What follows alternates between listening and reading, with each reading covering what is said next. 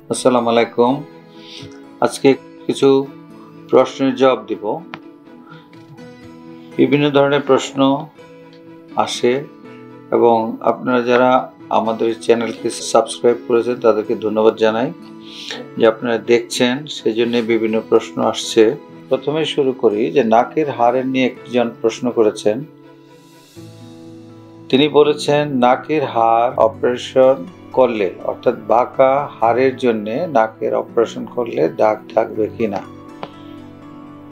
উত্তর হলো দাগ থাকবে না, কারণ আমরা অপারেশনটা করি নাকের ভিতর দিয়ে, এমনভাবে করি যাতে করে বাইরে থেকে কোনো দাগ বা চিহ্ন দেখা না যায়। আশা করি আপনি প্রশ্নের উত্তর পেয়েছেন যে নাকের বাঁকা হাড়ের অপারেশন করলে দাগ থাকবে না।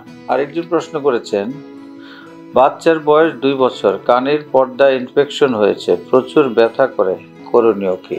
কানের ইনফেকশন বলতে একটা হলো পর্দার ভিতরে ইনফেকশন, আরেকটা হলো পর্দা যখন নাকি লাল হয়ে যায় বা ঠান্ডা সর্দির জন্য তখনও ব্যথা হয়।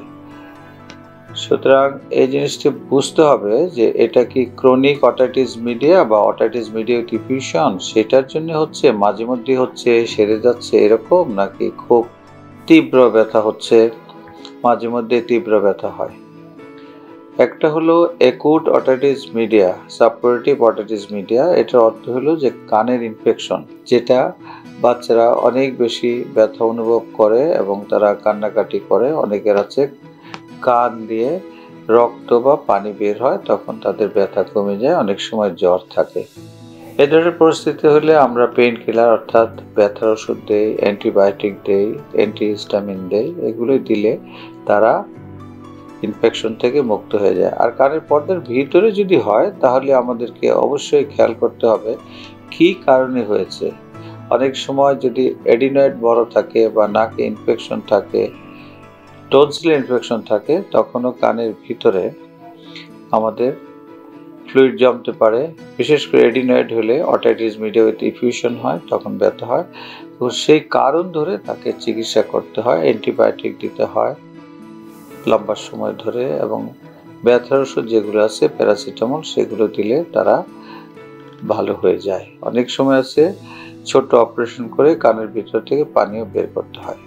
সেজন্য আপনাকে চিকিৎসকের কাছে যেতে হবে, উনি দেখে বাকি সিদ্ধান্ত দেবেন। কানে পুঁতি ঢুকলে, কানে পুঁতি ঢুকেছে, করণীয় কি?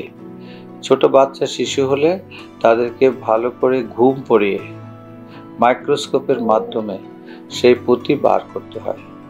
কেউ যদি জোর করে ধরে তার পুঁতি বের করার চেষ্টা করে, বেশিরভাগ ক্ষেত্রেই কানে ইনজুরি হয় এবং পর্দা নষ্ট হয়ে যায়। কখনো কখনো কানের ভিতরে যে ছোট ছোট হাড় আছে, যেগুলো বলি আমরা অসিকল, সেগুলো ড্যামেজ হয় এবং পরবর্তী জীবনে তারা কানে শুনতে পায় না এবং তার শ্রবণ শক্তি ক্ষতি হয়। সেজন্যে কেউ যদি আপনাকে বলেও যে আমি এটা খুলে দিব, তাকে আপনি অ্যালাউ করবেন না। আপনি যদি পারেন ভালো চিকিৎসকের শরণাপন্ন হন, তাও যদি না পারেন, নিকটবর্তী হাসপাতাল আছে, যে হাসপাতালগুলিতে কানের ডাক্তার আছে, সেখানে গেলে তারা আপনাকে এমনভাবে খুলে দেবে যাতে করে তার কানের পর্দায় অথবা কানের যে ছিদ্র আছে সেখানে কোনো ইনজুরি না হয়। আরেকটা জিনিস আছে, কিছু ক্ষেত্রে আছে গ্রামের মধ্যে ওষুধের দোকানদার বা যারা গ্রাম চিকিৎসক আছেন, তারা কানে পানি দেয়, পানি দিয়ে খোলার চেষ্টা করে।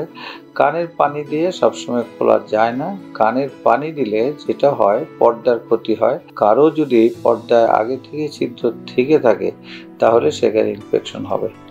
তো সুতরাং কানে পানি দিয়ে খোলার চেষ্টা না করাই ভালো।